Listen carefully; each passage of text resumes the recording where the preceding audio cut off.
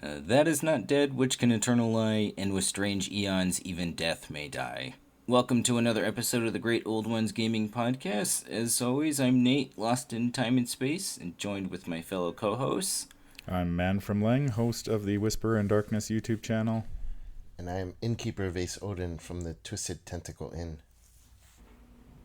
And I have Doppelgang Nathan and taken over forever. All hail. Are you other Nathan now? No, I am Nathan. One Wait. of many. All right. Nathans. Whoa. Okay, I understand now. There you go. So how you guys doing? Amazing. Doing great. Nice. Independence Day was nice. Oh yeah. How'd you? Yeah. I had to work, so. Is that Jeff Goldblum or no? Who was that? Will Smith? What? Both. It was Oh, both. the Independence, the movie. Oh, They were yes. both in it. Yeah, it was both That's what I of them. thought. That's what I thought. Don't mess with me like that. Nobody was affected by the earthquake No. Mm, California. No, I live on the East Coast. because so- that is a sign of Cthulhu's coming, you know. I'm sure if you went to the South Pacific, there would be an island that's crept above the waves. Nice. Very nice. Did you enjoy Canada Day, man? Yeah, I had to work, so Yeah, I feel you on that Everyone front. had to work. But yeah, to give our listeners some behind-the-scenes news here, we recently recorded our next episode of our newly dubbed series, the Beyond the Veil series, where we interview various game developers and writers, and we had the chance to sit down with Gareth Ryder Hanrahan, who is an RPG writer and novelist for Pelgrane Press, well known for his work in tons of RPGs. That was a great interview, by the way. I really enjoyed that. Are you talking about our first interview with Shane? The first interview with Shane, and then I've also snuck in and listened to you interview Gareth. Amazing. Ah, thank you. Thank you. Yeah, it was a nice chance to get to pick his brain a little bit about Cthulhu City and just writing for A bunch of stuff. Mythos games in general. Yeah, it was neat. Yeah, he's done so much for Mythos gaming and storytelling. It's pretty incredible, all the stuff he's done. Mm-hmm. I learned that the answer to everything is not more tentacles. Yes. Ooh, Yes, that's we deep. He did- That actually he would did. be the best fortune cookie ever.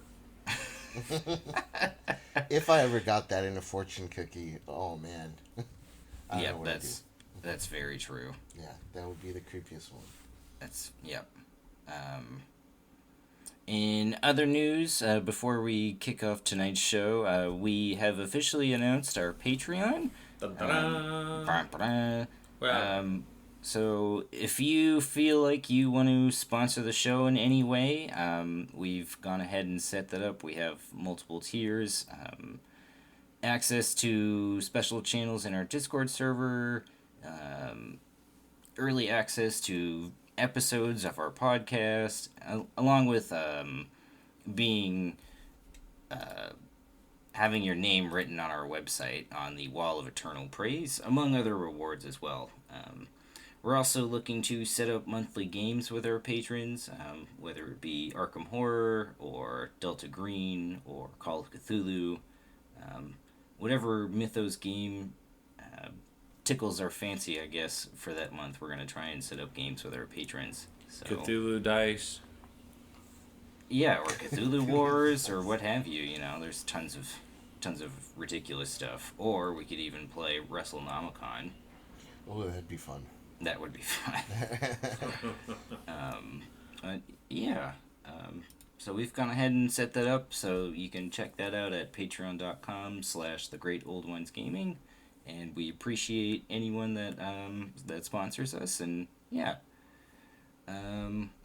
Nathan, how about our meetup? Any more information about details on that? Absolutely. It's not happening as such. So what we decided is just to give people time to kind of prepare for it, etc. I really wanted to kind of push it back to early 2020. That way we can, if anybody needs to make plans, we can flesh out the schedule. We can get some prizes. But I am thinking for October, we do probably want to get together and do just a casual event and invite people from the community, spread the word, because we have a lot of people in Portland that are playing all the time. Yeah. So, plus, I'm not exactly sure how this year's invocation's going to fall, and I don't want to basically have a big event followed by an invocation the next weekend. Although, in my heart of hearts, I would not be upset. Yeah, definitely. October's a really good month for Lovecraft here in Portland, so we can get a nice group together for just a more casual thing. Should we rename October something with Cthulhu, like Cthulhu-tober? I don't know. I feel like it needs to change. Octhulu. I mean, it doesn't have an age. Ooh, Cthulhu is cool. Yeah. If anything, it changes to that. All right, that. I'm just gonna be talking to people casually. The Terminator comes over, so we're coming again in October. Cthulhu, yes. That would be the 19th of Cthulhu. The entire month. We just. Oh my God, my wedding anniversary is in Cthulhu. This is like the best lifetime ever. She'll love that. My wife will love that. My nephew Nathan's birthday is in Cthulhu. That's weird, Uncle Vase. Yeah. Yes. Too many Nathans in this world. It seems. Well, can I just say something real quick? Can I just say, you botanist sack of crap, that there are not too many Nathans in this world? Thank you very much. Machete. So all Cthulhu month long, we'll have plenty of Cthulhu jokes, I'm sure. Oh, I'm going to get a t-shirt made. You have no idea. Awesome. Happy Cthulhu. We should put a banner on our website with that. Happy Cthulhu? All right, I'll get it commissioned. We'll make it happen. Yes. Yeah, we'll make it happen. In other shopkeeping news, I have arranged for, drum roll please, Nathan. Drum rolling. Oh, that's what you meant. The tongue thing. Yeah. That was beautiful. Thank you. We will be having Matt Newman himself on the show. Oh, well, crap. Now you're going to make me look like an ass in front of Matt. Oh, no. Jesus. I think you would have done that yourself. It's fine. Maybe Matt's an ass man and you'll be fine. Whoa. Whoa. Man, this conversation has got real weird. It just went sideock. What? It went sidewards. It went real sidewards. And the last piece of shopkeeping news before we get into tonight's main topics, we have winners to announce from our previous show's giveaway for the Orbits pins. So I went ahead and had the guys pick one random person from our Discord channel, and we picked Solar J, Darth Jojo, and Spot H3D. So if you guys could go ahead and send me a message in Discord, I'll go ahead and I'll ship those out to you. Yeah, and tonight's show we're going to be discussing Vase's recent experience with running a game of Delta Green. Man from Leng has been streaming The Sinking City, so we're going to have a chance to sit down and talk with him about The Sinking City. I feel lazy. A little bit, but it's fine. And the Mythos pack In the Clutches of Chaos was released, so we're going to go ahead and share our first impressions of the player cards from that, and from there we're going to go ahead and see if we have time to build a deck for the fan-made scenario, or a fan-made investigator, Kate Winthrop. And then from there we'll move into Nathan's trivia time. We'll keep Trivia time. We'll keep the fan's name secret. I believe Nathan also has a custom scenario that he wants to talk about. Yeah, maybe Nathan's got a little more to dish out there, Nate. Oh my goodness, I'm so bad. I just want to say, I don't know who's going to win trivia tonight, but I'm not going to make it easy. I think I should get a few extra points because I got your back there. Fair enough. Yeah, I gave Man from Leng 6 out of 5 points. Just a head start there. That Yeah, seems fair. he just wins. That's All right, fine. that's fine. Fair. Yeah. Well, Vase, you had a chance to finally play some Delta Green. How was it? I did. It was mixed, and it wasn't because of the game itself. So the game is just fantastic. Whoever has played Delta Green knows. Whoever hasn't played Delta Green, I highly recommend, if you're into role-playing games, to give it a shot with your group. It involves a lot more role-play and critical thinking and investigation and just figuring stuff out. It's a skill-based game, so there's a lot less combat. The scenario I picked was Control Group from the recently released, Sick Again from the recently released Control Group book, which was a really, really creepy scenario about an outbreak. I did a lot of prepping for it. Things started off really well. My group was creeped out from the very beginning.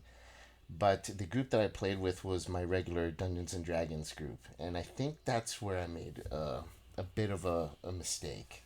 I think I take most of the blame for things kind of going sideways a little bit. I think that D&D groups, if you're going to play with someone who's used to playing Dungeons and Dragons or a more, kick the door down and just hack and slash everything, laying down the foundation of what this game is and how it differs from D&D is extremely important. Setting down the expectations for it, and I think I didn't do that very well. Because they wanted to kill things and they wanted to do things their own way and kick doors down. And in this game, you kind of have to be a little bit more diplomatic and follow laws and stuff and keep things on the low down.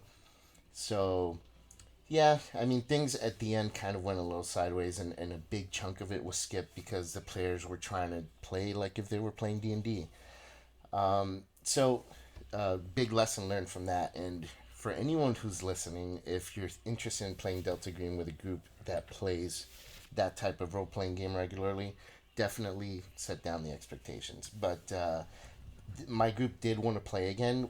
At the end, we kind of went over what went well, what went wrong, and everyone seemed really excited to try it again and do it the right way next time. So I can't wait to see how it goes then.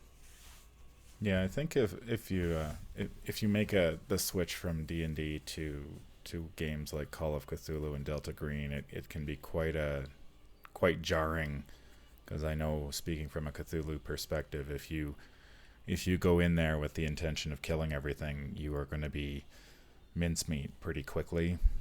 And so, yeah, I think laying down the expectations is a pretty important thing to do, but especially if the group isn't familiar with that sort of more investigative style of play. Yeah, one of the players was not a D&D player, and he enjoyed it immensely. The closest thing he'd played to it was a board game called Sherlock Holmes Consulting Detective. And when he said that it reminded him of that, but with dice rolls and more at stake and more random things that can happen, I kind of saw like what he meant by that. So, so someone who's just played board games, I think, would be a little bit easier to bring in. But someone who's used to those kind of role playing games, it's definitely important to not just emphasize, but re-emphasize and re-emphasize that things have to go a little bit different in this type of game. But overall, like the horror theme of it really came across. I never thought a role playing game would be able to deliver that kind of a flavor and feeling and fear. Like, my players were actually scared for a bit that they were just all gonna die. It was great. It was fantastic, and that's exactly what I was hoping for. What moment do you think stands out, or what moment stands out the most for you in that scenario, Vase? I think the moment that stands out the most would have to be... I mean, do you want me to give spoilers or not give spoilers? 3, 2, 1, yes. Okay, so let me just kind of explain the storyline, and then I'll kind of give you what I thought. So the scenario is an outbreak, and they're called the agent. Initially, they're not agents. This scenario is meant for people who are not in Delta Green and introduce them into the program. So it's kind of like their backstory of how they got into Delta Green. So they're all either scientists or doctors or whatever, and they work for the CDC, and they're brought into this small town in Arizona where this mysterious disease has overtaken some people, and some people have already died. And hold on just a second, because if I'm a little confused, other people might be too. I don't know a ton about Delta Green. Delta Green is basically kind of like the MIB program where it's investigators against Cthulhu. Is that right? Kind of. I'll get to that. So, Okay. yeah, because this is how this introduces it. You basically just start off as a scientist or a doctor, and this outbreak is happening. And as you start kind of questioning the patient's family members and the patients, and trying to figure out and nail down where, patient zero is and where this is coming from, and at the same time trying to figure out how to prevent it from spreading and how to find a cure. Like, you have all these things that you have to juggle. The investigator or the agents eventually learn that patient zero lives in this one house, and when they get to that house, it turns out that this patient, or that this person, was actually a scientist. Her and her husband used to work for the government, and they were trying to do some experimentation with time travel, and she was fired because the government wanted to stop doing this experimentation, because they actually opened a loop into the future. It was a closed loop. But she decided to continue the experiments at home and ended up opening another loop. And then when she did that, it was like 2.3 seconds she opened this time loop, and within that time, something came through the loop. And it turns out it was this woman from like 300 years in the future, where mankind has been enslaved by something. At least they just imply that that's what happened. But when she travels back, she brings with her a disease from the future. So basically, the investigators end up having to meet up with these FBI agents who turn out to be Delta Green agents. And Delta Green, they kind of explain at the end how Delta Green is just like this secret government agency. It's all off the books and unofficial, and they just try to keep people from learning that the Mythos is a thing, just to keep mankind blind about it, and to keep them safe. So they try to cover up anything that happens to be Mythos related, and so that's the basis of this Delta Green team. They come down and help the players kind of cover this up, and if the players don't play along, they end up getting like bad things happen to them. The thing is, the investigators, the way the scenario goes through, the investigators have a point where they realize it's a new disease that they're encountering, and this is before they find out that it's a disease from the future. And since it's a new disease and they're high up in the CDC, they have to name the disease. So the aha moment, or the great moment in this scenario for me, and what blew the players away, was when they meet up this 9 foot tall woman, and she's just trying to attack them and fight them because she's scared. She has a tattoo on her arm showing that she was indoctrinated for all these diseases, and the disease that the players named is one of the tattoos on her arm, and Yeah. that's how they realized she's from the future. So it was really cool that the players were just blown away by that, and the way it worked Neat. out. Like, yeah, it was a lot of fun. So have you played a lot of Call of Cthulhu? I have never played Call of Cthulhu. It'd be interesting to hear what you have to say after you play that compared with Delta Green, just to kind of get a full perspective. Definitely. Yeah, I would be interested to hear in your opinions between the two systems too, Vase. Yeah, moving on to our next topic. Man, you've had the chance to recently play a lot of the Sinking City on your stream, and I was curious to know what you think about it so far.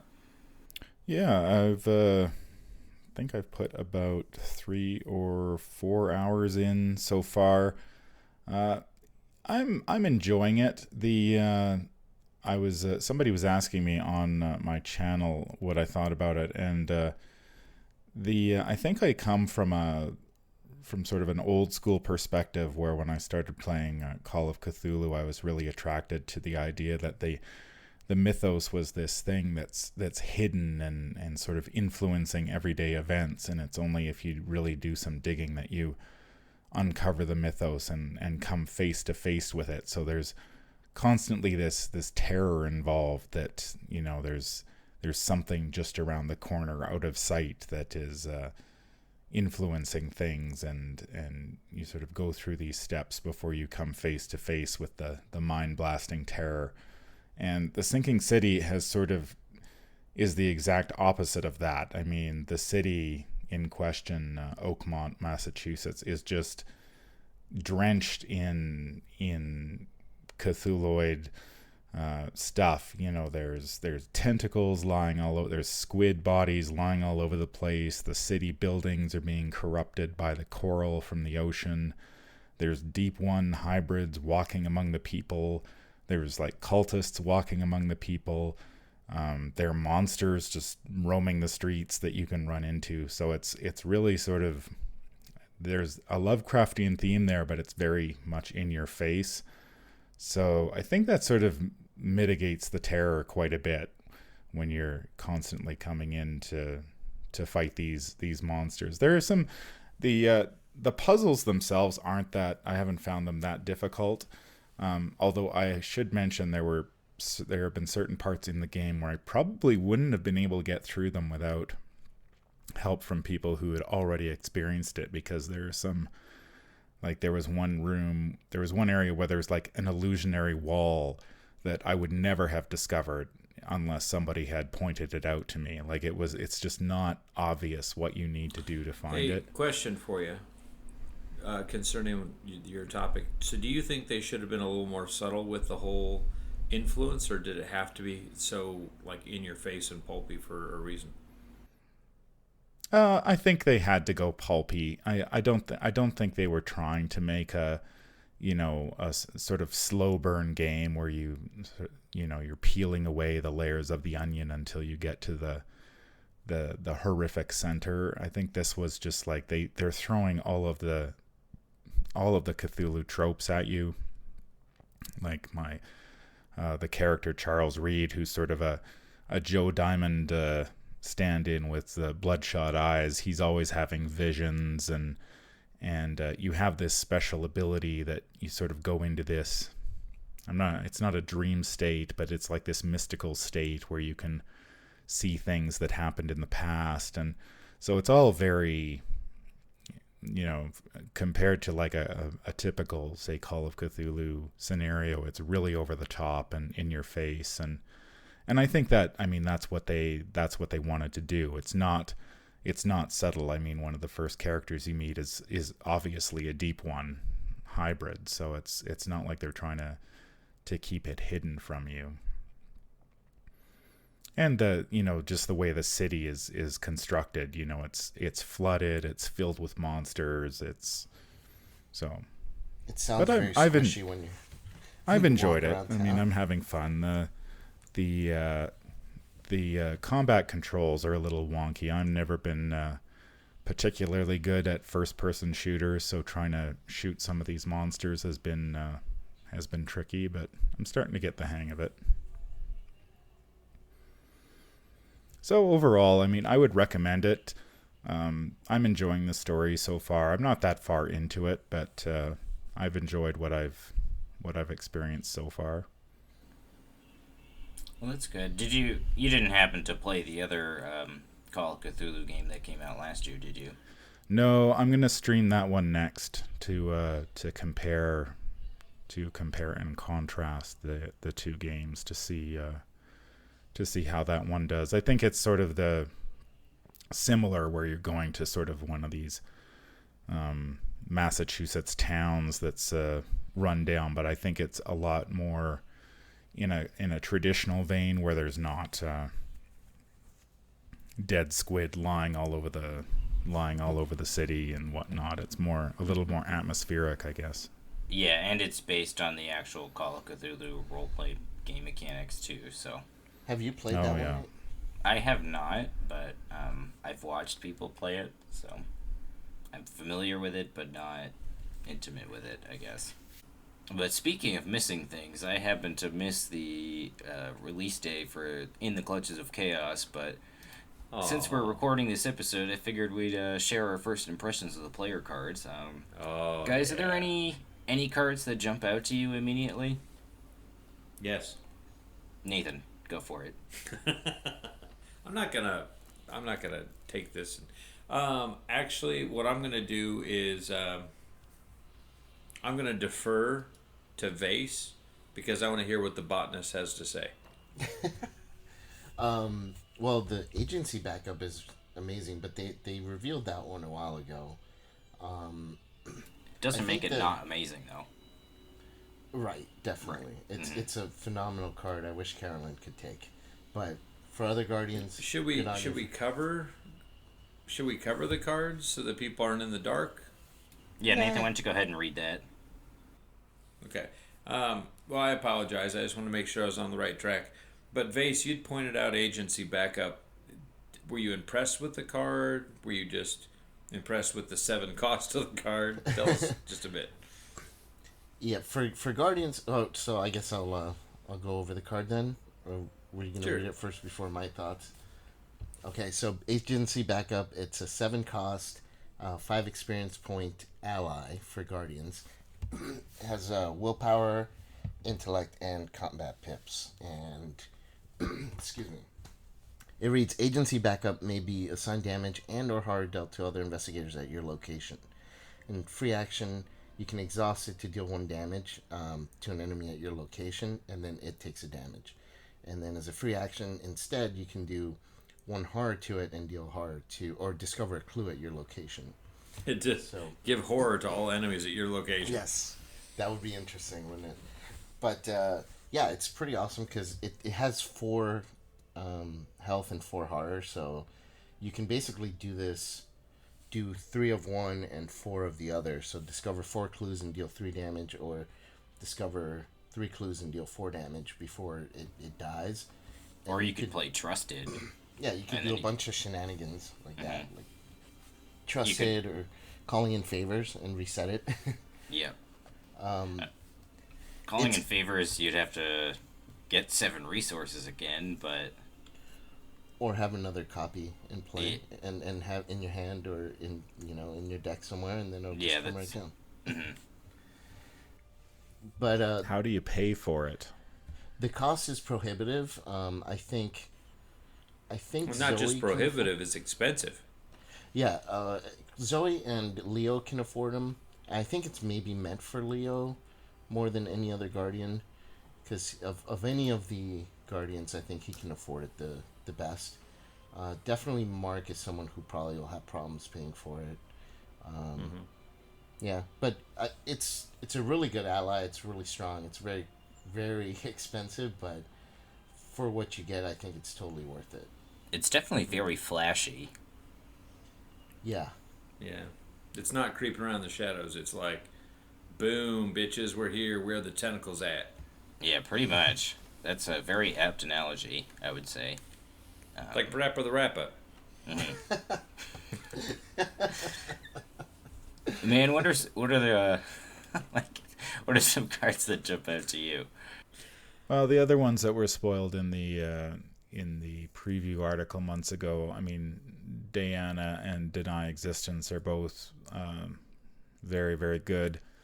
I'm sort of curious about Anna Kaslow, the mysterious soothsayer. She costs 3 resources, 4 experience points. She's got a willpower or a wild skill icon, and 1 health and 1 sanity. She's the new ally who gives you 2 additional tarot slots, and if she begins play in your opening hand, you get to put her into play. And when she enters play, you get to search your deck for a tarot asset and put her into play. So I could see, it'll be interesting to see whether there is a tarot-based deck that someone can come up with. I saw somebody had pitched the idea of Safina, because she starts with 13 cards in her opening hand, so she can draw somebody like Anna as well as a bunch of tarot assets and drop them all on the table on the first turn, and start with and also maybe Lola, because she can play all of the tarot assets as well as Anna. So with her, if you have her in your opening hand, theoretically, if you have her and a tarot in your opening hand, you could start the game with an ally and 2 tarot cards in play before you take your first action. Yeah. Actually, if you had 2 tarot in your hand, 1 in your deck, and her, you could start the game with. Okay. Yeah. Yeah. Also, you can start with her and 3 tarot cards if you get the God draw and you're sure. But that's going to cost you probably. I mean, you'd want to spend 8 for Anna. And then tarot cards are 1 apiece, so you're going to spend 11 probably But if they start in your opening hand, they're free. 14.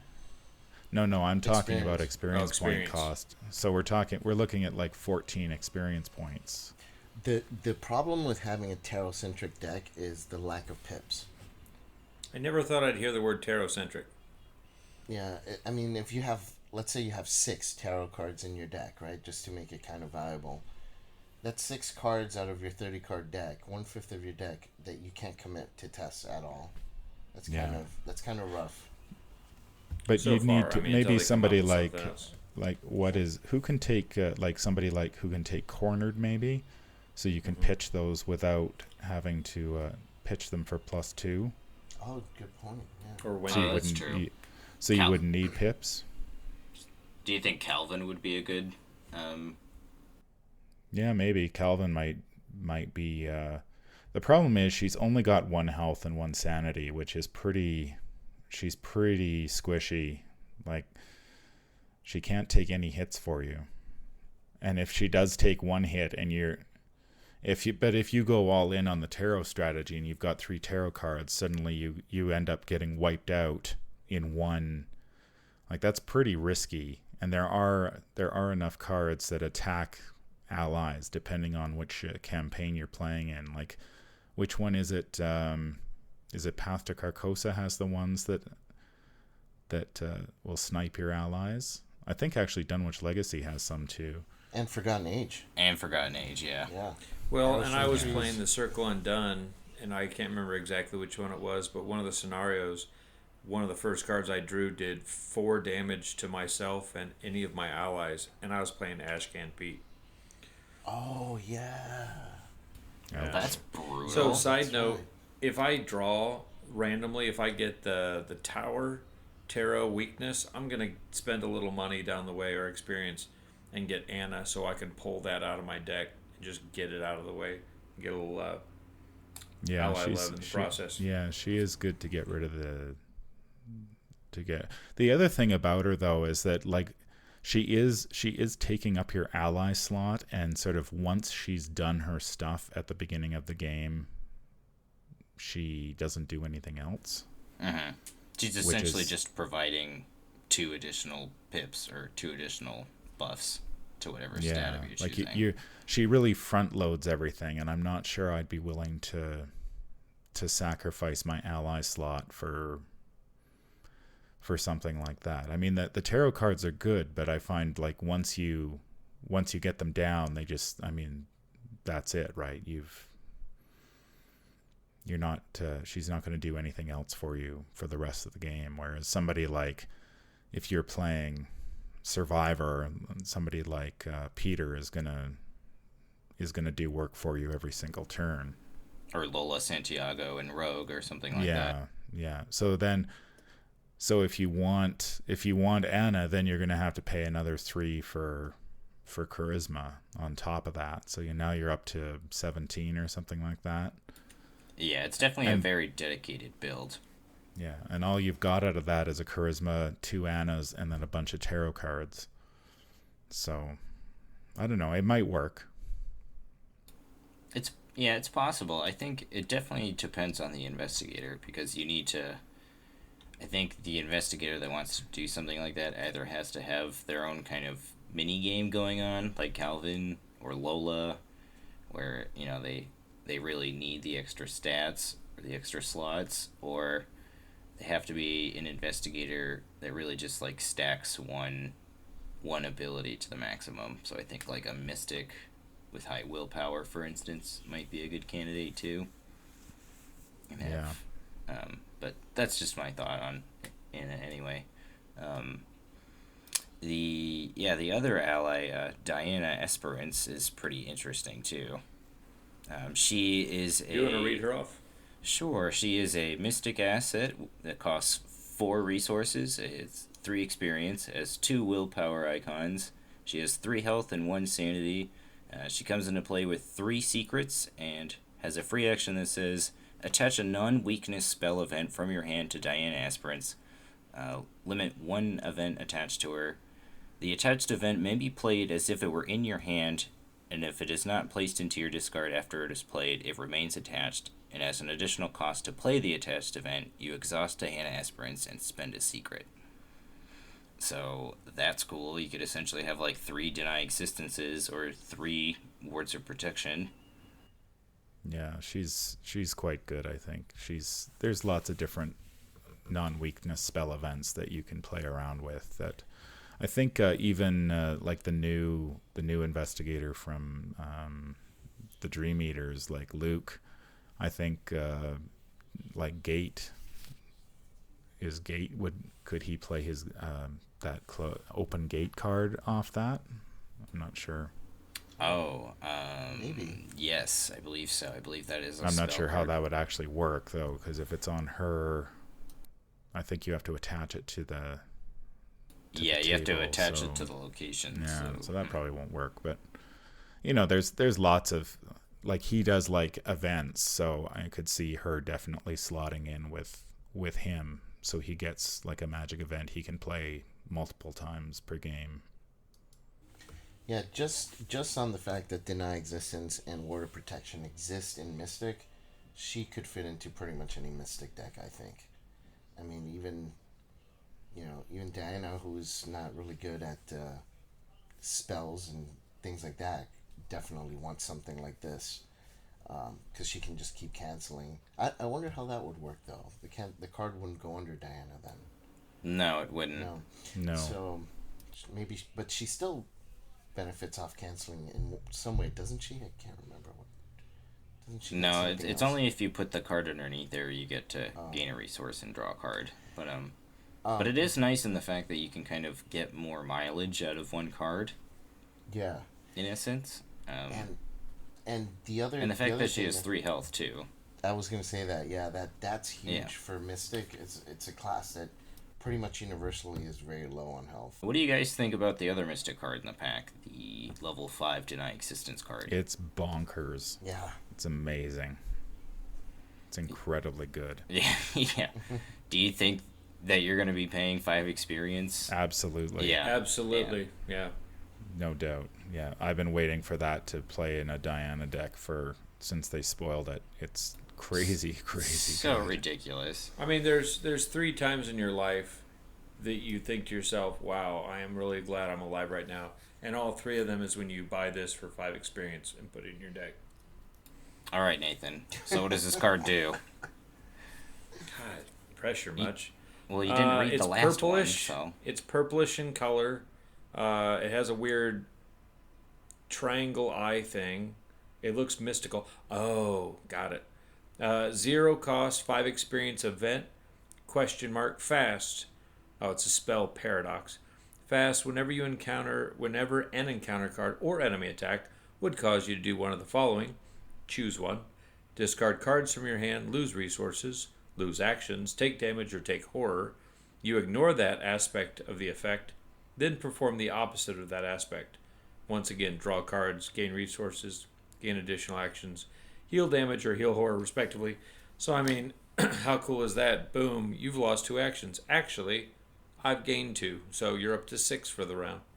Now, it's just a nice, even if it doesn't quite work as well as in our minds we think it will, it's one of those cards you just like to hold. It's like Ward of Protection with 2 experience, and you're just watching your fellow investigators draw, or Premonition, where you want to windmill slam it down and be like, boom, that's the next card. This one's just one you want to hold and savor in your hand. I think it'd be fun. But like this card allows you to do, like, Mystics can't do most of these things without this card. Like, card draw is not common in Mystic. Gaining resources is not all that common. Certainly gaining additional actions is not something Mystics have access to routinely. And healing damage is, like, for squishy Mystics, being able to turn a hit into a heal is pretty awesome. So what do we think about we have new permanents for the first time in a while. We've got Studious, the Seeker permanent, which costs 3 XP, and you start the game with an additional card. And we also have the Rogue permanent, another day, another dollar, which costs 3 XP, and you start the game with 2 additional resources. I like both of them. Yeah. I think the Seeker one's a little stronger, but the fact that you can have 2 of them in play, yeah, it'll cost you 6 experience points, but I mean, rogues can start with 4 extra resources every game once they have 2 of them out. That's pretty game changing right there. Yeah, that makes cards like Dario and all those ones that depend on having X resources a little easier to swallow if you're getting that boost right off the bat. That's very true. Yeah. And it makes things like if you're not playing with taboos, like higher ed, much easier to accomplish while still being able to establish your board. Yep. Yeah, they're interesting cards. It's hard to say just because they're kind of so, I guess, generically good. Like, resources are always good and cards are always good. So it's hard to evaluate them specifically. I think their biggest benefit is with the fact that they help you get off to a good start. Kind of like not prepared for the worst. What's that one, the Guardian one where you could just put 3 Stick to the plan. Stick to the plan. So like that one helps you get started with a bang, right? So because you already know what cards you can start with, you can either do Ever Vigilant, that kind of stuff, a cash, emergency cash on there. These help you start the game already with, basically ahead of the game, and that's huge because sometimes you can start the game and if you get set back in the beginning, you may never recover from it. Whereas if you start with a bit of a head start, then at least you can afford a couple of setbacks, and these cards help you do that. Yeah, and I think three experience seems a little expensive, but probably fair for an effect like that. Yeah, I don't think you could make them cheaper than 3. Yeah, I would agree. Because then you double up on them so much. It's so much easier to play 2 of them, and I mean, there's no limit to the number of permanents you can have. So yeah, you could do some pretty silly things. What about any of the other cards? Are there anything else that jumps out to you guys? Trial by Fire. Well, I mean, they're all good in different ways. Which one did you want to catch next? Trial by Fire. Trial by Fire, yeah. Go for it. It's a survivor card. It's an event with 1 question mark pip. 3 cost event. It's a fast action. Play only during your turn. Choose one of your skills until the end of your turn. Set the base value of that skill to 5. So that, for Calvin players, that's tremendous. But pretty much any survivor, I mean, this one is pretty big. Preston likes it too. Oh, yeah, Preston. Yeah, Preston Rita really likes likes this it too. Yeah, like all the survivors tend to have like some sort of weak point that they want to, that they could use like that help to boost it. I don't know, like I know somebody like Wendy Adams, like with her woeful combat, like I don't know if I would be playing Trial by Fire in her, because I think it really depends on what the purpose of the investigator is. Like if you're playing Wendy as an evasion, like that dodge tank Wendy style, I don't think you'd need a card like this because you're not really ever planning to fight, so you never need, like, a combat skill of 5 isn't useful to you.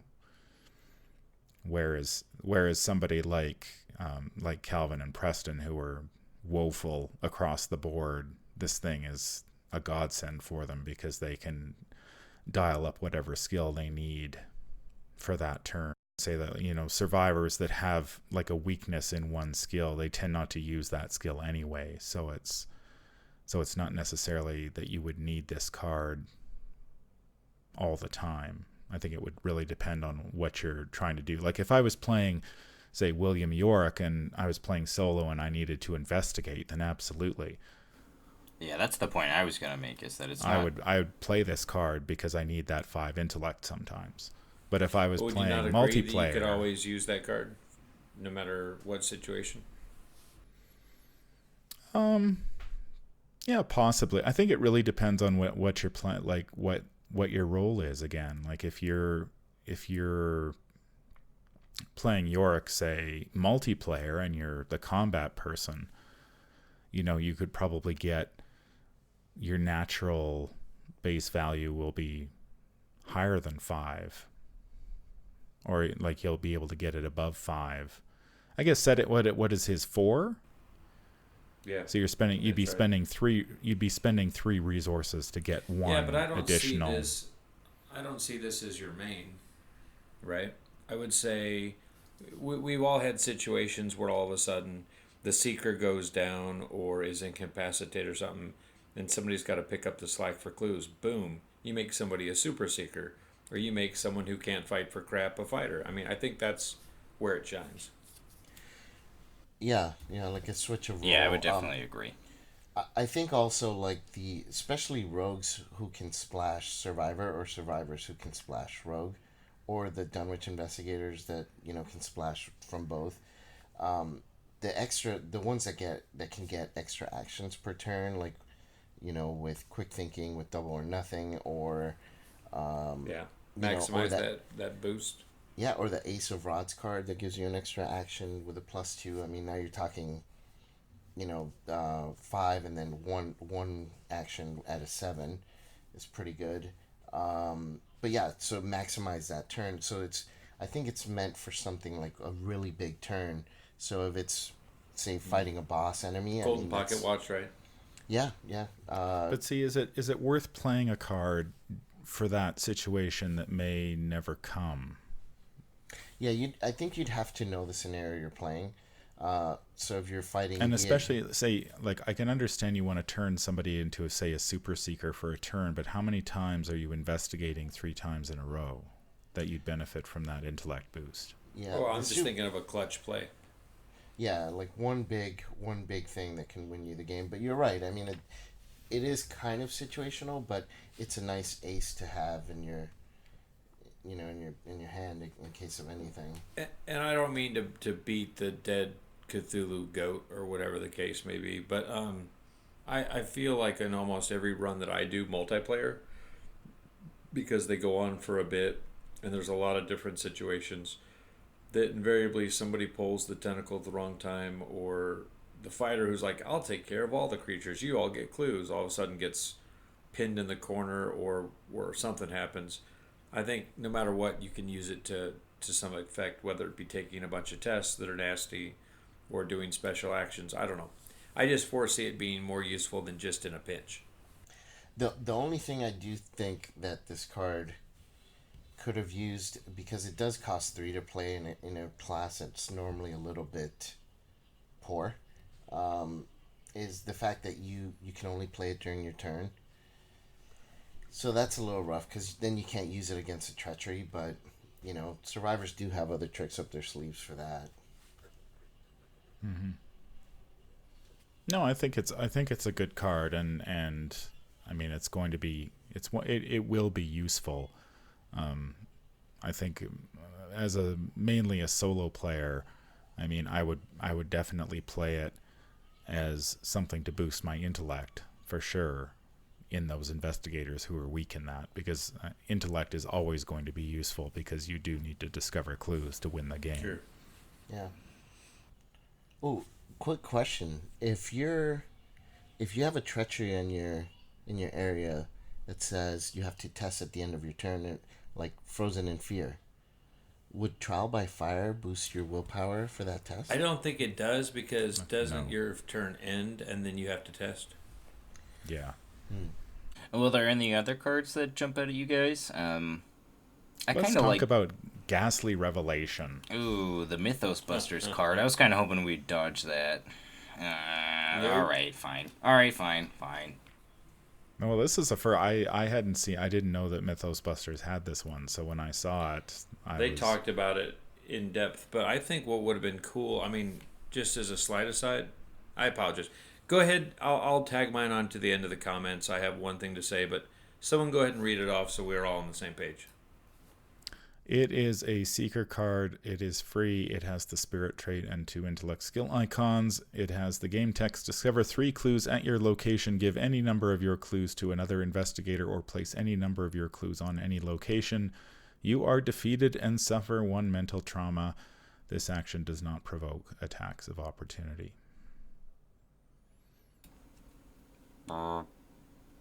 Yeah.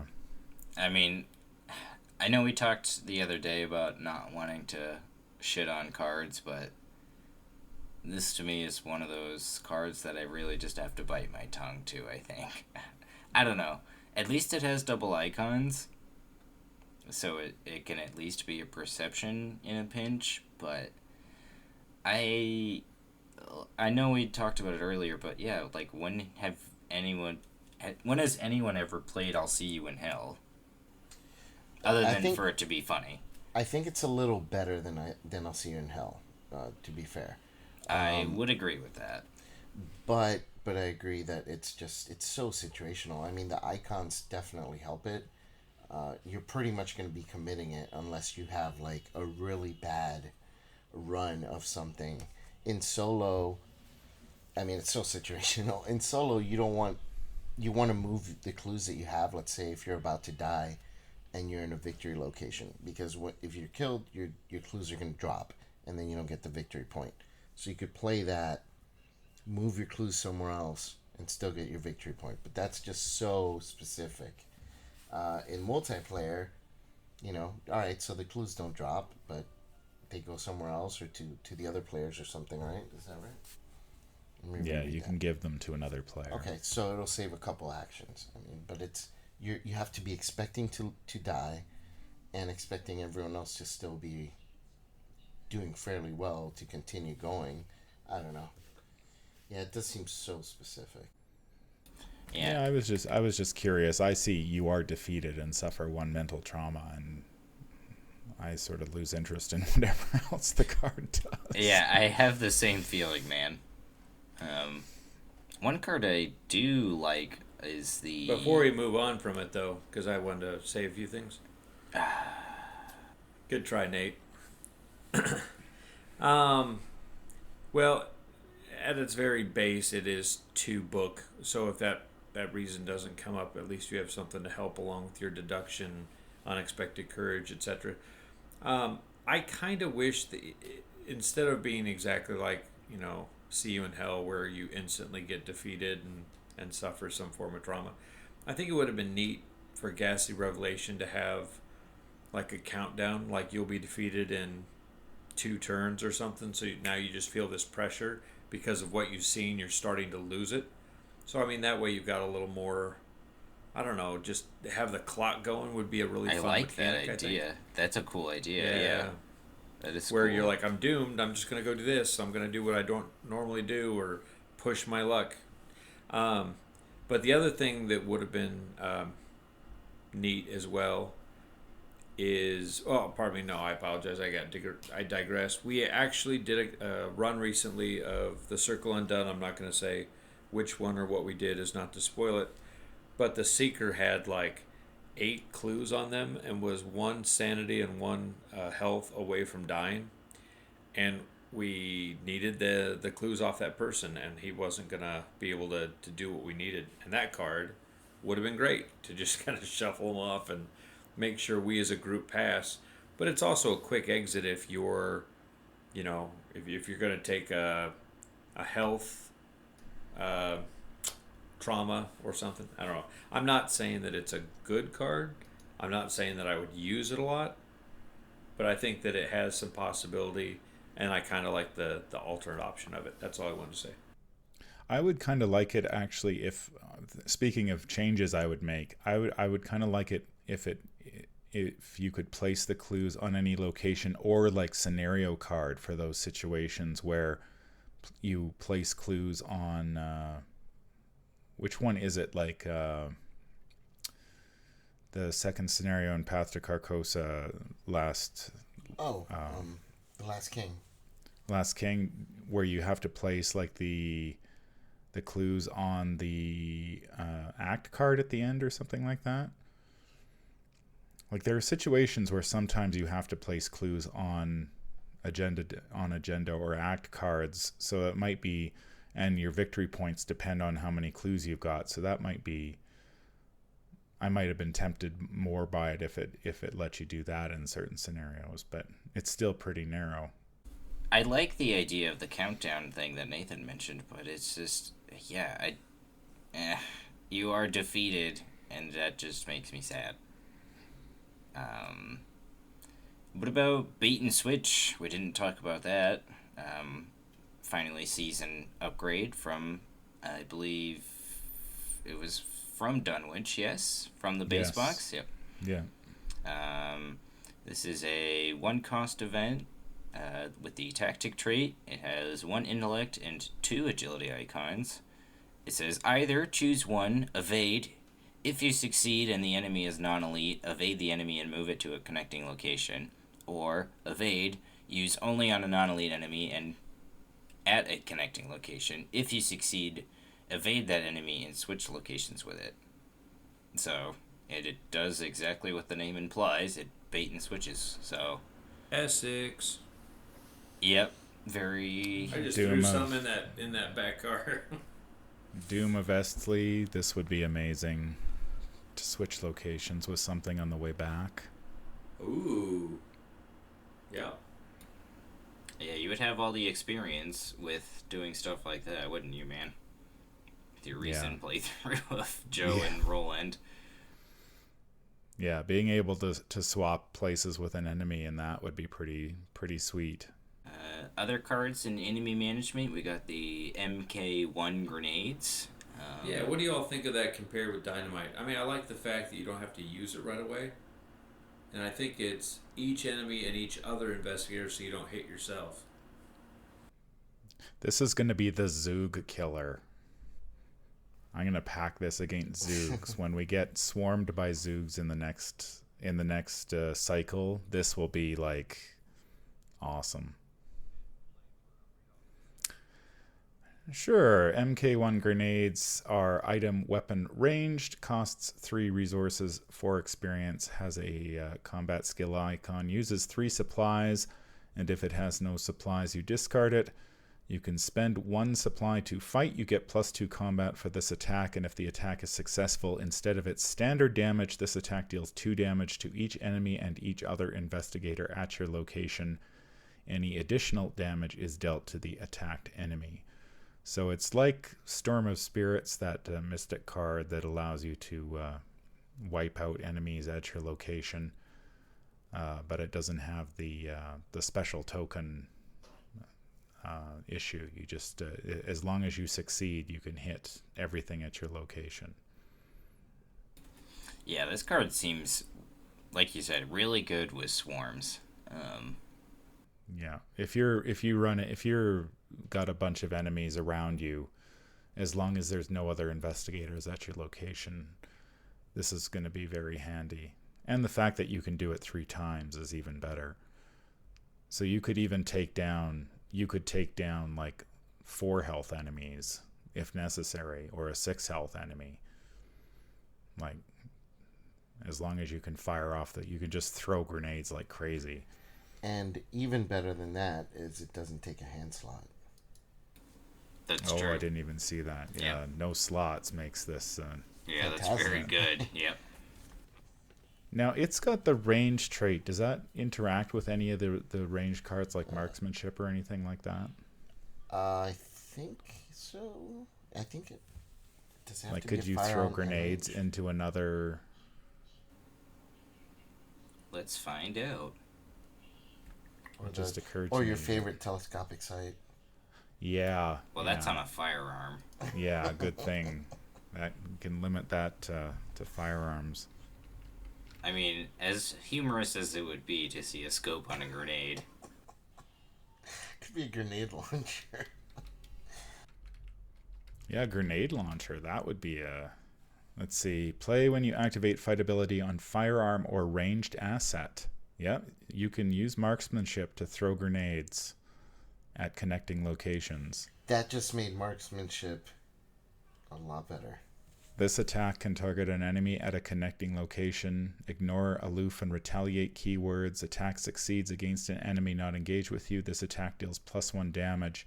So that's why they have that additional damage is added, goes against the attacked enemy. So you'll hit everything at the site for 2, and then the attacked enemy you get to hit for 3. Is I don't have it in front of me. Is marksmanship a tactic? It is a tactic. So you could put it on stick to the plan. Yes. So Garrett, so now marksmanship actually is decent because you can just have it sit there until your grenades come up, and you'll instantly have marksmanship for it. That's great. Yeah. Yeah. Grenades are even better than I thought. So. Yeah, marksmanship, I mean, it's sort of got mixed reviews in the community, but I think if you, with something like the grenades, that would be where you can hit multiple enemies at once. That's quite good. So what do you guys think about Small Favor? This is the rogue event favor service. Has 2 combat skill icons. It reads, deal 1 damage to a non-elite enemy at your location. It has a reaction that says, when you play Small Favor, increase its cost by 2. Change deal 1 damage to deal 2 damage. It has another reaction that says, when you play Small Favor, increase its cost by 2. Change at your location to at a location up to 2 connections away.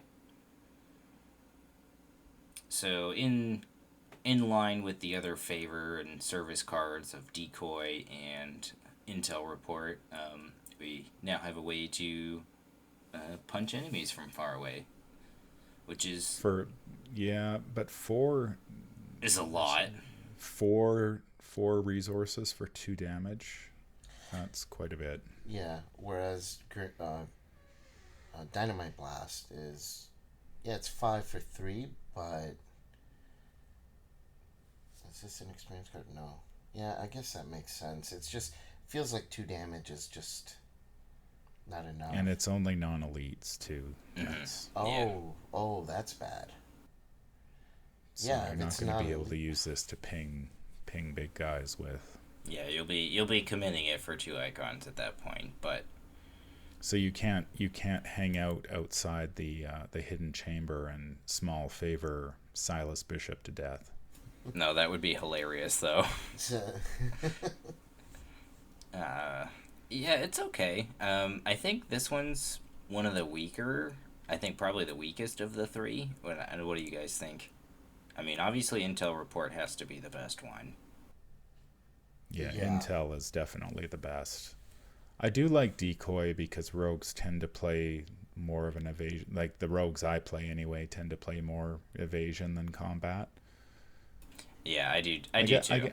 I guess it would really depend. Like, you would need somebody who can afford to pay. Like this one, I guess this one, maybe you don't end up spending the full 6 on this as often as you might with the other ones. Like maybe you pay 4 to either deal 2 damage or to deal 1 damage to an enemy up to 2 locations away. The problem is, like, 1 damage isn't going to really, unless like it's a rat or something, you're not. Yeah, I was gonna say not going to kill it. Or like that, or a whippoorwill, but yeah. But I don't think I'd be playing Small Favor just to kill whippoorwills. No. But yeah, I mean, 6, it's interesting. Like Preston or Jenny are the ones that have the resources sort of on hand to deal with this. Although, I mean, with cards like Another Day, Another Dollar, pretty much any rogue can access a lot of resources fairly quickly. So I guess it doesn't really jump out at me as a card I would immediately use, but I haven't played rogue in a while, so I'm probably not the best person to Well, Nathan, what do you think about Small Favor? I actually like it a lot. It makes me want to play a combat rogue where I just go around backstabbing people and doing stuff. Like, just that picture alone just makes me want to do extra stuff. But I don't know. I kind of like it. And once again, I don't see it as so much situational as just a fun card to play with in my deck. I kind of want to play with one right now. I mean, it is nice that it's free damage. Like, it's guaranteed damage, so it's at least decent in someone like Preston, who obviously can't fight things worth crap unless he's using a fire axe, but yeah, I think that about covers all the cards. Is there any closing thoughts for? Yeah, I think looks like a pretty good pack. There's it looks like each class gets something that's going to be quite. I'm sort of happy. I think if each class gets one card at this point. So. Yeah, I think each class gets a good representation. I think Seeker kind of gets the short end of the stick. Yeah, I think Seeker comes out on the short end here. Like Mystics, I mean, both Mystic cards are fantastic. Insanely good. Yeah.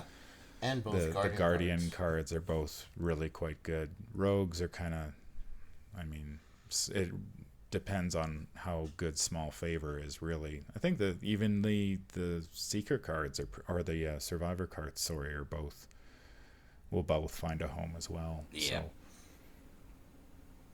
yeah, so it's a good pack. I mean, it's going to be a good pack, and with only one to go, so.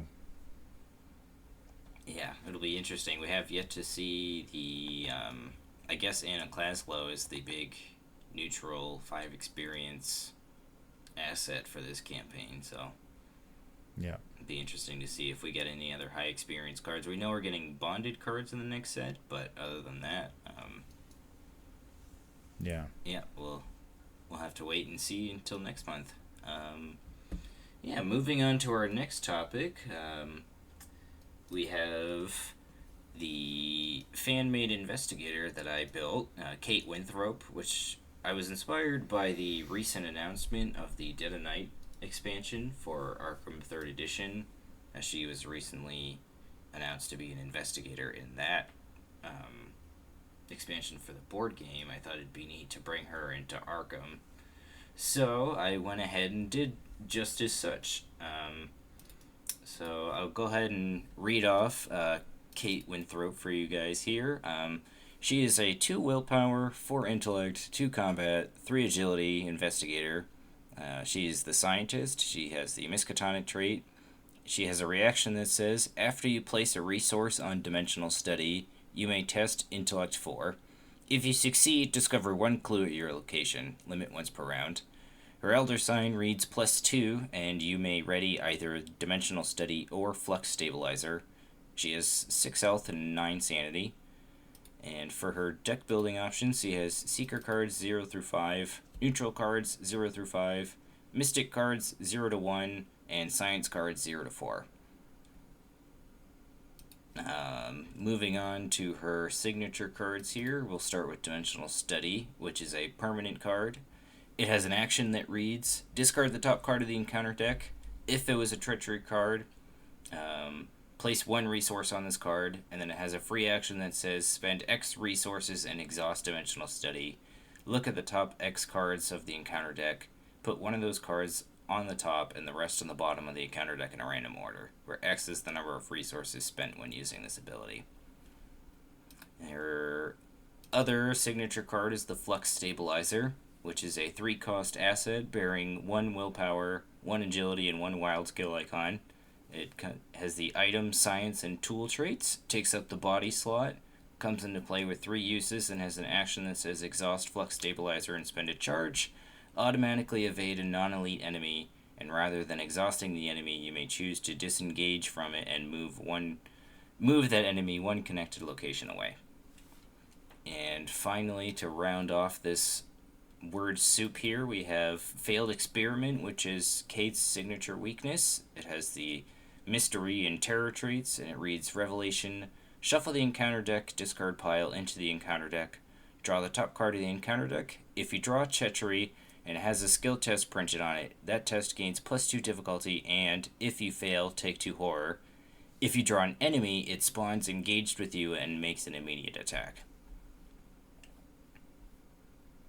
So, I had some feedback from people on our Discord as well as people on the Mythos Busters Discord, kind of shooting some ideas. The intention behind Kate was to make an investigator that wanted to manipulate the encounter deck and be able to get some sort of benefit. And I figured Seekers would obviously want to be getting clues, so that was kind of the direction I decided to take Kate.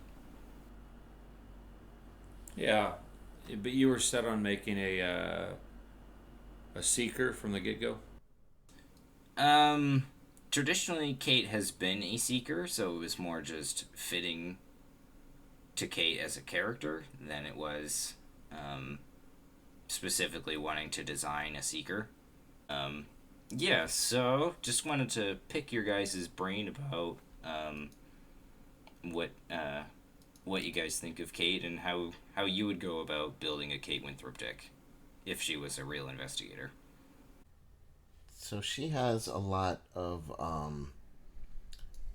similarities in terms of being a seeker and a mystic, kind of, at least initially, to someone like Norman, in terms of the deck building at least, and Daisy. So level 0 deck, she's pretty much got the same card pool except for she can add science cards.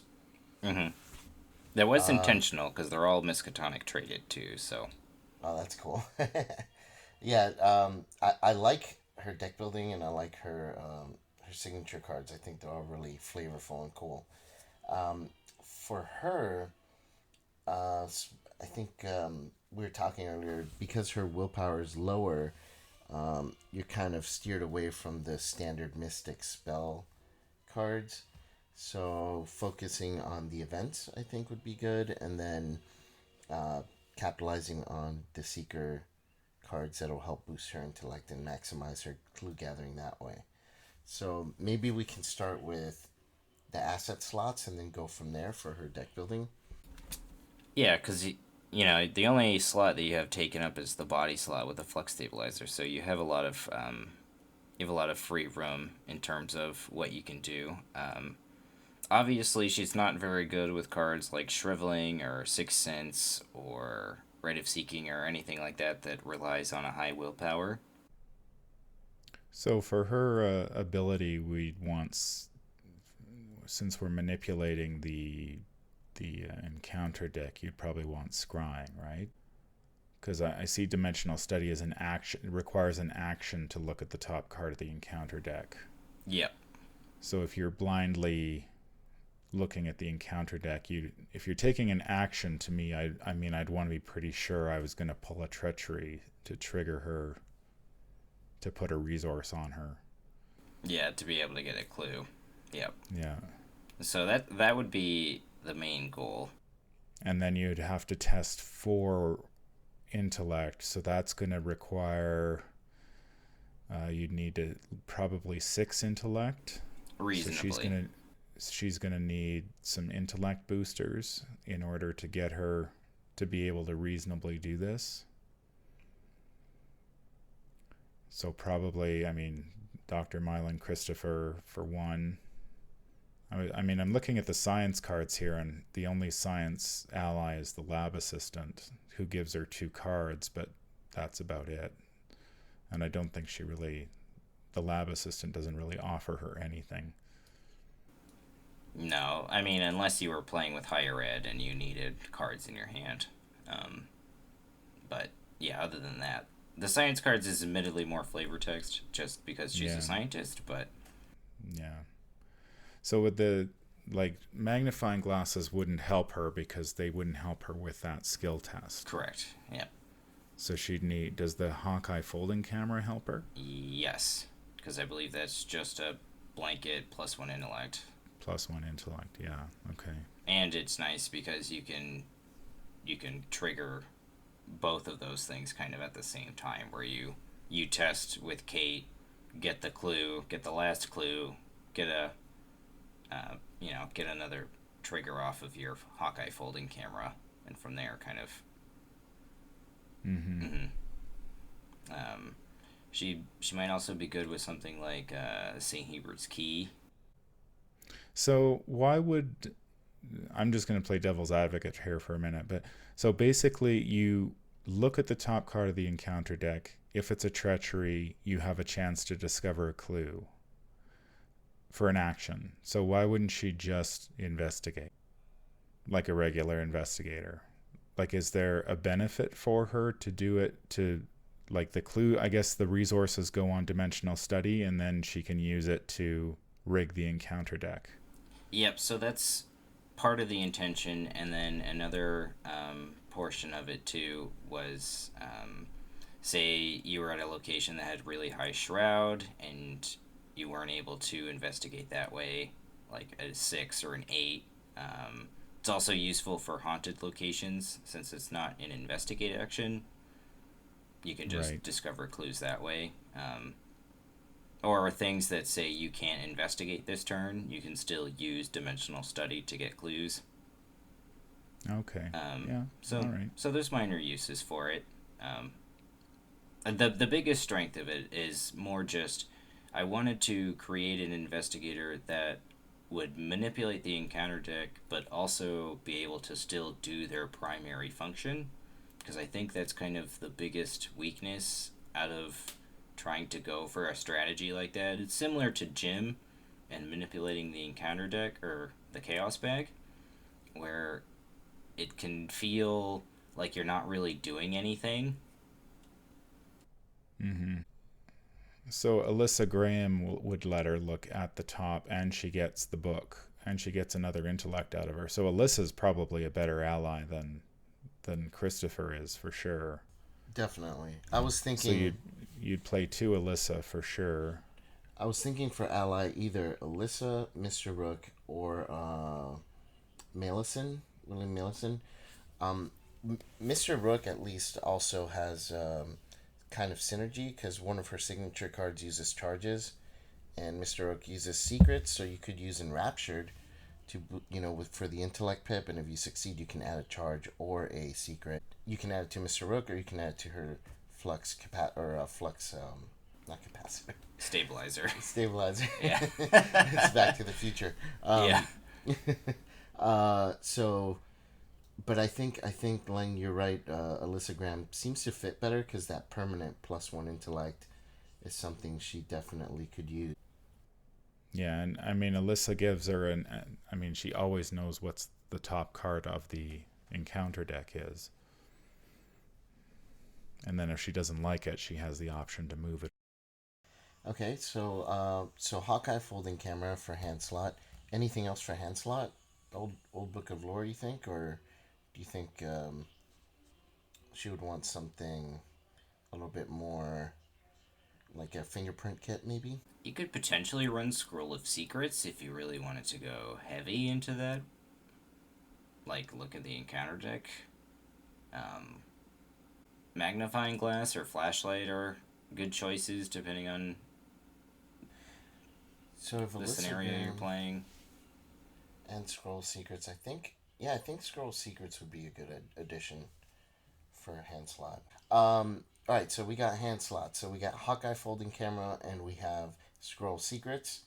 Ally slot, Alyssa Graham. Do we want to shoot for another ally or not? I mean, you could tentatively put in Milan Christopher for the time being. Okay. It's never a bad thing to have. Arcane slot. Maybe scrying? Maybe, but I think that's redundant with between Alyssa and Scroll Secrets. I think we and her signatures. Yeah, Maybe that's we have perhaps enough. true. Scrying costs an action too, so Yeah. it's So maybe nothing for the arcane slot. I would say Clarity of Mind, but she has nine sanity, so she really won't need that.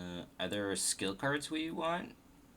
Do we want like things like Perception and Unexpected Courage to push us into the 6 territory? yeah. Definitely Perception. I think with Scroll Secrets and her signature card, I think Enraptured would be, even though it's only one pip, definitely could help because that extra charge can make a big difference. Yeah, I could see that. I don't think that Kate would be a very resource hungry investigator. So I don't think we need cards like Crack the Case or Emergency Cash. What do you guys think about that? I think Crack the Case is probably a good idea. I'll give you a couple of reasons why. She has, so if we're looking to put St. Hubert's Key as her accessory, that costs 4. Milan Christopher costs 4. If we get Milan out, then I think then she'll be fine for resources. But Alyssa costs 4, I believe. The Hawkeye costs 2, but the Fingerprint Kit, if we go with that, that's going to cost 4. So that's some big cost items, and we haven't gotten to events yet. So I think she does need a little bit of resource generation in case she doesn't pull Milan. Crack the Case, she'll be investigating anyways, and it's a fast action, so she won't need to use an action to gain the resources. So events package, what type of events do we want to put in? We know Crack the Case is one. I think that's all we need for a resource generation event, right? Mm-hmm. So for events, what is our goal for our events? Well, I was thinking that she would definitely make good use of cards like Deny Existence and Ward of Protection, as she's already kind of manipulating the encounter deck. So if she happens... Yeah, so she happens to draw something she doesn't particularly care for, she can discard it, or then... Do you think when she levels up, that it would be overkill to add, what is that card? That's exactly like Ward of Protection, but you drop a clue for Seekers. Forewarned? Forewarned. Do you think having 2 of that and 2 wards and 2 Deny Existence would be overkill?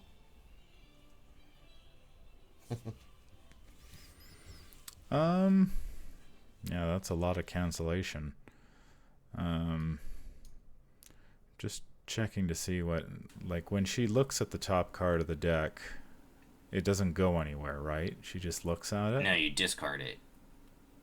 You just straight, you discard.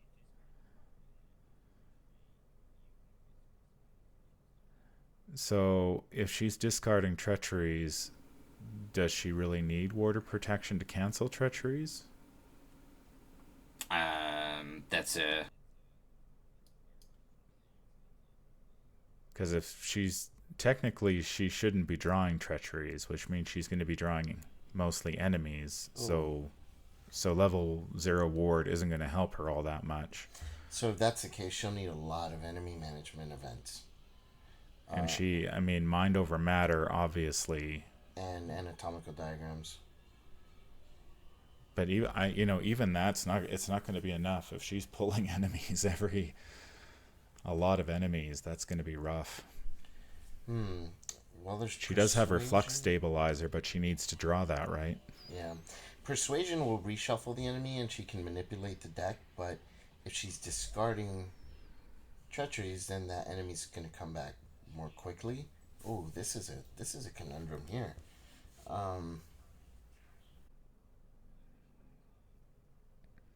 Like as far as Seekers, like Seekers really don't have a lot of enemy management. They've got Persuasion, Mind Over Matter, and I've Got a Plan, which might... she'd have to go with I've Got a Plan because she should have the clues to use it at max. But that kills 2 enemies. Anatomical diagrams, even if she's got she'll have the sanity to use it, giving an enemy -2 fight and -2 evade when she's at a 2 or a 3. It'd be That's good going to be get... tough.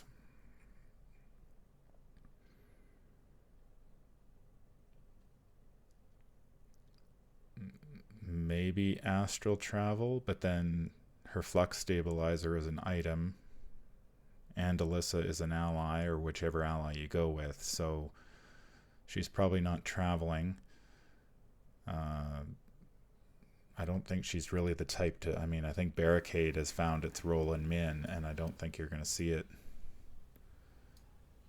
So when she runs out of clues in one location, she's going to have to move. So why don't we redo her this way? We'll get her instead of we'll need the Hawkeye and we'll need the St. Hubert's key, right? So that will get her willpower to a decent level. And then what we could do is make the events, just get her some free clues with like Drawn to the Flame, which she'll be able to really use very well because of her ability to manipulate the encounter deck. Keep Alyssa Graham, and then put in some working a hunch, and a couple other things, but make the events and skills kind of lean towards getting her willpower up to, so then she can pack in some enemy management spells, whether it be Miss of Rillier or Shriveling or Wither. Yeah. It'd be some work, it'd be some setup for her to get set up, but she'd be able to manage enemies much more easily, especially in. Mm-hmm. Yeah. Yeah, that's true. Would you consider going into an evasion strategy and trying to just maybe perhaps take like Mists of Rillier and some copies of like Manual Dexterity and try to leverage a 3 agility, or do you think that's not worth?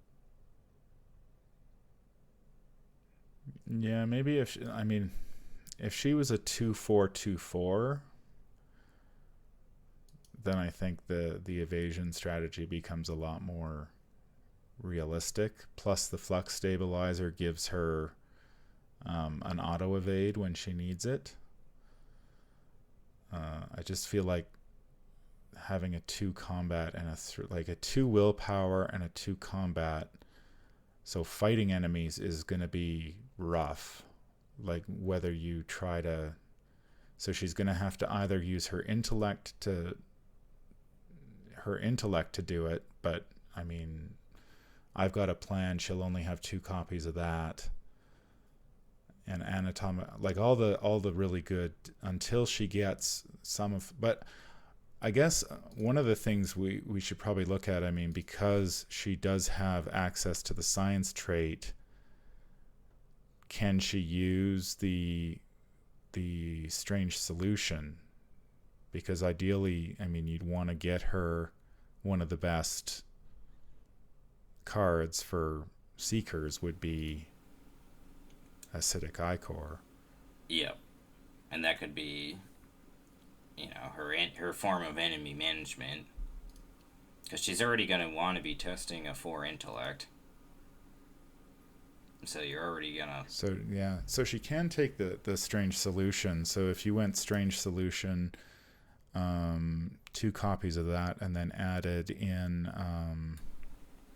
what's that card from? Is it Threads that gives her? She can upgrade. Oh yeah, but that's upgrading strange solution with that is risky game. Yeah, so that's not going to really. But yeah, if she could get Acidic Ichor, then she'd be in much better shape in terms of enemy management. And when she can upgrade to higher education, she gets both willpower and intellect. Yeah, I also kind of kept that in mind too. Like, if I didn't want her to start with a 4 willpower, because that just kind of makes her like Daisy 2.0 or a Norman 2.0, and I didn't want to give her a 4 agility to have her play similar to Ursula, so I tried to make it unique and challenging in that regard. So it sounds like Yeah, it's an interesting problem when you, because I think the way I would tend to build a deck is I would look at her special ability and I'd be like, okay, how can I trigger this every round? Mm-hmm. And then I'd be going from there. Right. And then I'd be looking at so if I I'm going to be drawing enemies because I'm discarding treachery, so I need some way to either fight them or evade them. And I guess in multiplayer, you'd probably need somebody to help her out. Like she'd be pulling the enemies out and some guardian would be whacking them for her. In solo, like she seems like a very much like a support investigator to me. So in solo it'd be a little trickier until she got some experience points. Yeah, that's definitely on point, as that's kind of the intention that I. But I mean, you could also maybe try, if you play the evasion game, she does have access to emergency aid because it's a science card. So maybe you just go healing. Maybe she could be the type of investigator who just takes the hits and tries to heal through it. And then you can use the clarity of mind for her spell slot and heal horror and health with emergency aid, and yeah, it could work. Like she also has first aid as well, so I don't know if there is an investigator who exists that can do that sort of thing. I guess like Carolyn kind of, but yeah. But Kate brings a interesting aspect to it, as she can get annoying treacheries out of the way for your guardian who doesn't want to deal with rotting remains every turn. But Kate is obviously glad to do something like that and then get free clues out of the deal. So yeah, I designed her with more of a multiplayer aspect in mind, as I feel like designing a mechanic that deals around the encounter deck in solo feels not, I guess it's difficult to phrase it. It kind of makes the game unfun, like you're kind of sapping the fun out of the game by knowing exactly what you're gonna draw. It, sucks all of the.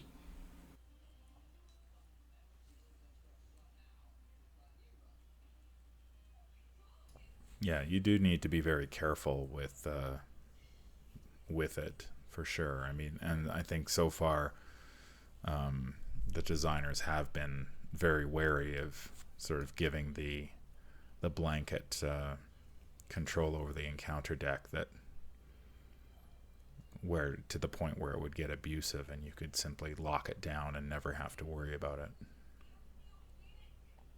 But yeah.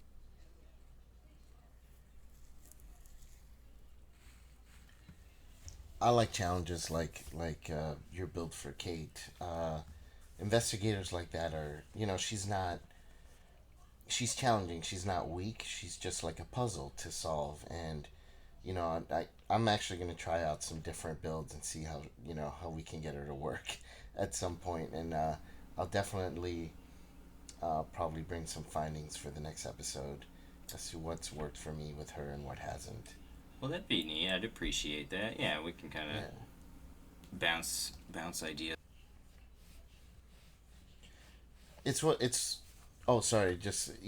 makes me like Carolyn so much is she's not the easiest to build for, but she has so many possibilities. I feel like Kate has a similar type of situation, where there's different ways, different directions you can take her build, that can go completely opposite directions, but somehow still work, if you do it just right. Mm. So yeah, definitely very very cool. I like your build for her, or your creation. So did they change Kate around from Arkham Horror 2.0 to 3.0? Because I think if I remember correctly, in 2.0 her flux stabilizer stopped enemies. Yes, I believe in Eldritch Horror, the flux stabilizer lets you push enemies away. So I tried my best to just kind of recreate a similar thing in Arkham. I wasn't really sure exactly how to word it, so. Mm-hmm.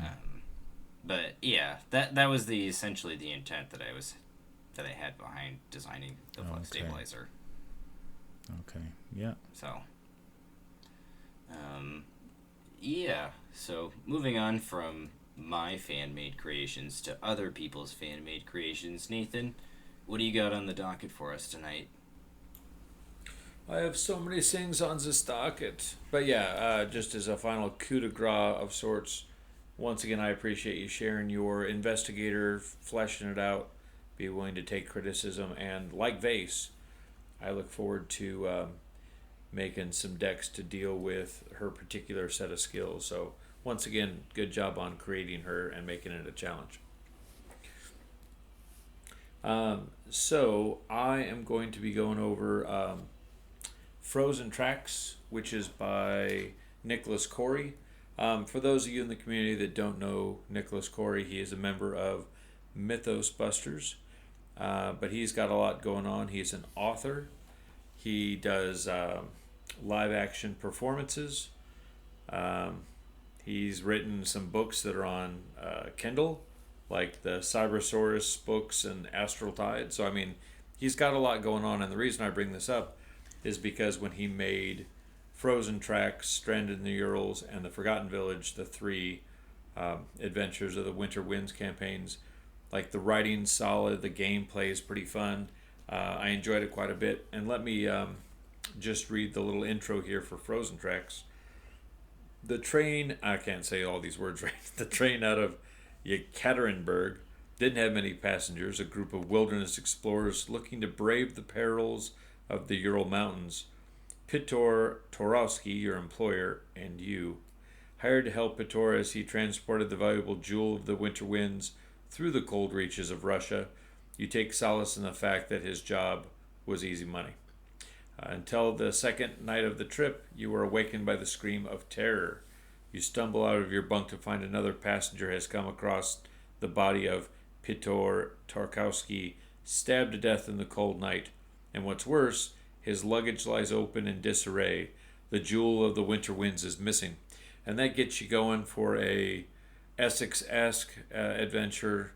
Not quite the same, but you get to have fun on a train, let's just say.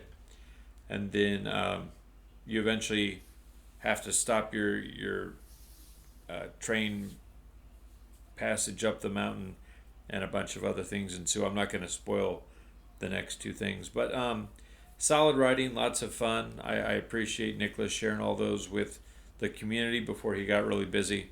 And if you do want to check them out, you can find them on ArkhamCentral.com, where you can find fan-made fiction, blogs, podcasts, and crafters. Is it does it have the urgency of Essex County? Yes. Oh yeah.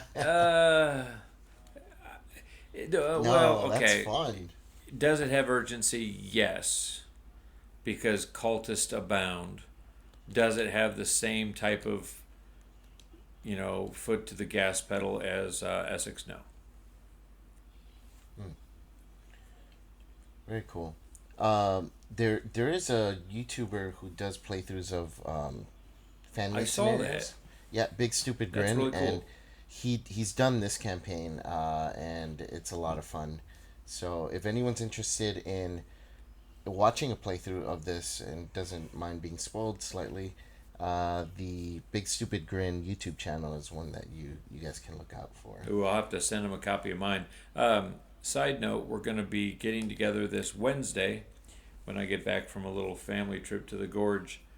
And Andrew Migliori and myself are going to be finalizing the last touches on the Lurker in the Lobby fan-made scenario that I did with him for the last year's H.P. Lovecraft Film Fest, and hopefully putting it up for free pretty darn soon up on Arkham Central. It's a fun one. Very cool. That sounds like fun if you like train. Yeah. Sure. I'm curious about one thing you said about Nick when you say he does live action performances. Does he reenact action movies or something? As in live action performances? Plays and stuff, community theater. Oh, theater. Okay, all right. God, I was completely on a different track. Yeah, I could totally see that. Oh man. So, do you have trivia for us tonight? I do, and due to technical wonderful difficulties where I can no longer hear everybody in channel, what we're going to do is we're going to type. So if somebody could make sure that you type that out so that everyone can read it. How how to do this. I guess the man from Leng can't play this week. It'll just be you two. Or the man from... Well, he already got 6 points, right, out of 5. I guess what we can do is I'll do something for the listeners / for you two, and the man from Leng, we can pause for a moment before the answer, and he can, as he's listening to this later, shout the answers out and see if he would have won. All right, well, let's do it. All right, do you want to let him know that we're going to ghost him for this, being as that I can't see him or hear him? Yeah, we're good to go here. Yeah. Or if somebody really wants to, you can type out the question as I read it. All right. Here we go. All right. These are all going to be Did You Notice trivia questions. I have in my hand 7 cards, and I'm simply going to ask a question about did you notice something in the picture to find out how much you really pay attention to some of these. So it's like true or false? So it's a yes or no? No, it's more like shut the hell up because I'm reading some things out loud. All right. So, flashlight. For 1 point, tell me what is in his hand. A flashlight. Correct. Now, for 2 points, tell me what is in his other hand. Ooh. Oh, man. Shit. Is someone typing this out for Leng? Well, that's a good question. I know. Why do you think I asked it? I don't know the answer to that. Would it be a gun? Oh, we got Vase going with the gun. Nate or Leng, any input? Oh, man, I got nothing. Okay, so that's 0 for you, 0 for Vase. Oh, let me know if Leng says anything. It's like a sailor guy, so maybe he's got something to do, like a fishing rod. I think I would remember a fishing rod. Okay, this is inappropriate. This is a family channel about Lovecraft. And the answer is he has a wrench. Oh, my He's God. holding a wrench. Probably because he's come down into the bottom of the ship and been like, to hell's all this racket? Oh, this sucks. Okay, next one. In the game, there's a .45 Thompson. Go ahead and write that .45 Thompson for Leng. And the question is, how many shell casings are on the floor by the .45 Thompson? Oh, is it 5?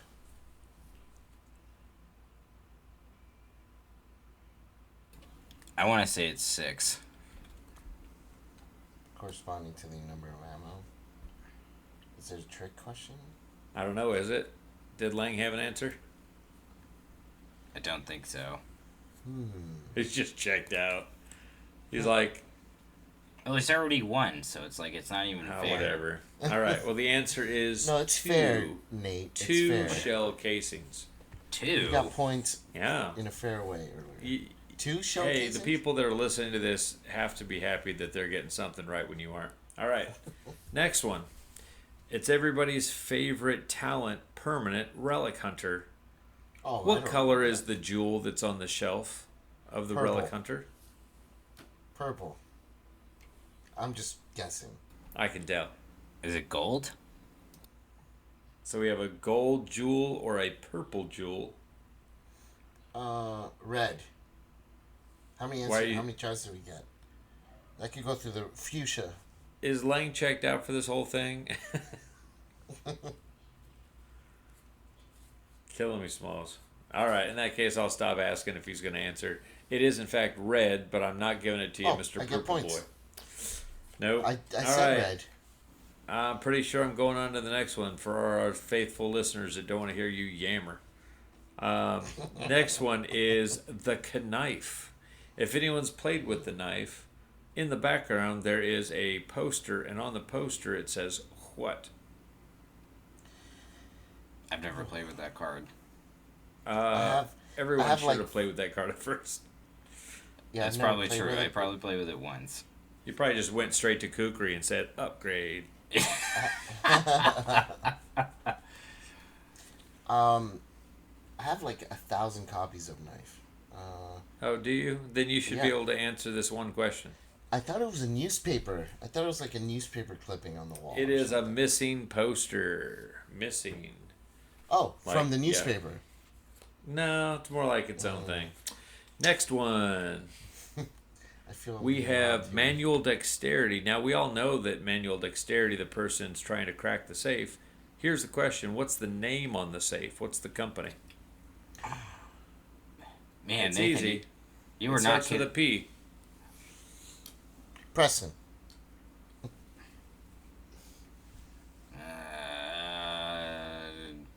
These questions are hard. Yeah, they're not meant to be easy. You all glided through the last one. Plus, I didn't realize we had all this technical difficulty, or I would have made them harder.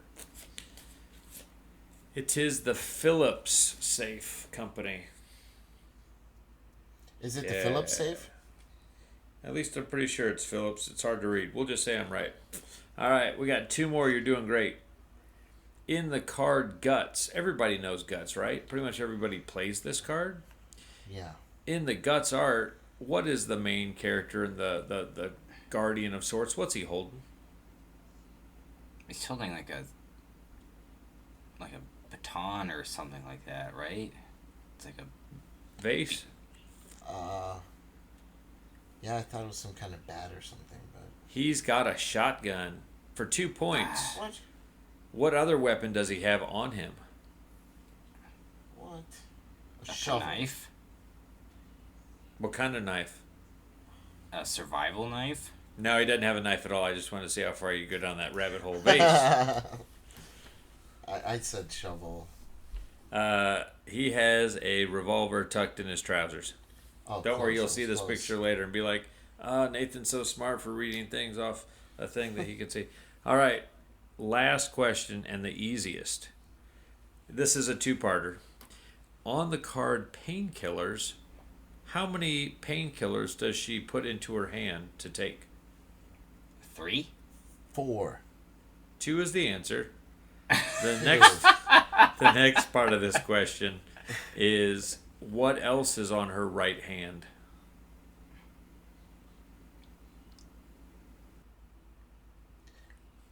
She's wearing something on her right wrist, actually. Oh, it's a bracelet, right? Made of? Pearls. Hey, 1 point for Vase, and he wins it except for the fact that Man from Leng won it by apparently not saying anything. Yeah, man. Whatever.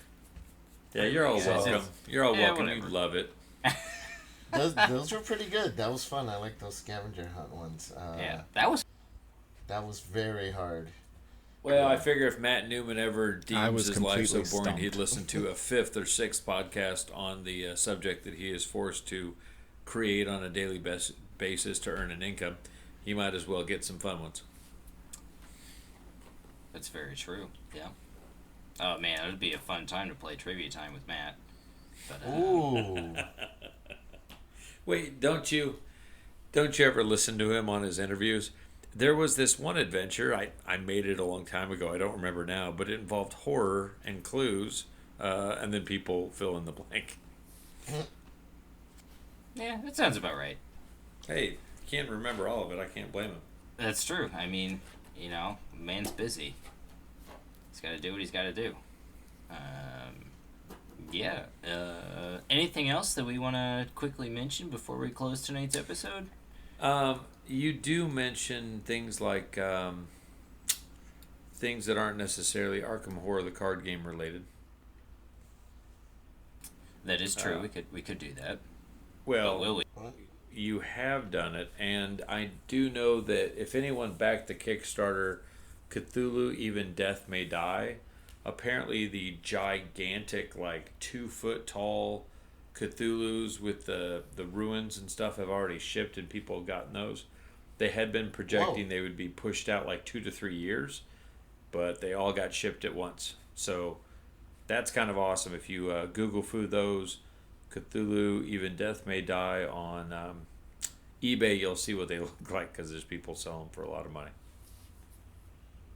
Yeah, it's like That's certain copies of Cthulhu Wars were an absurd amount of money when that was still first not available to the general public. So I believe it.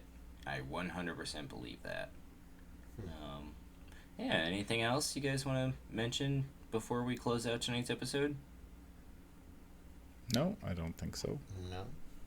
I'm excited to finally get a chance to play some more Arkham this weekend.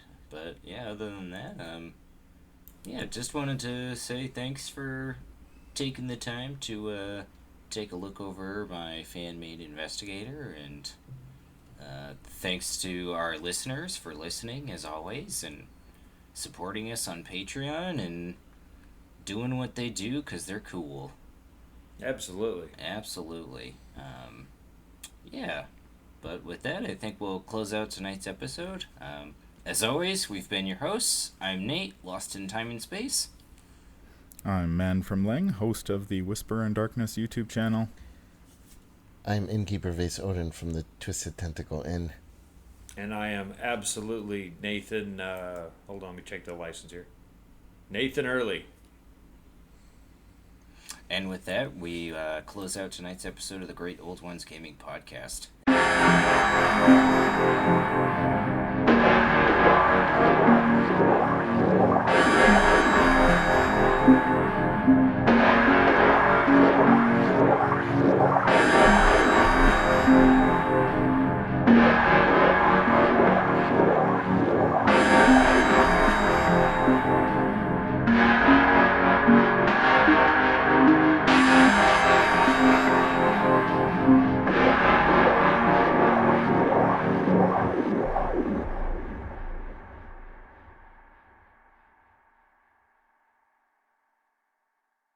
Thank you guys so much for listening. I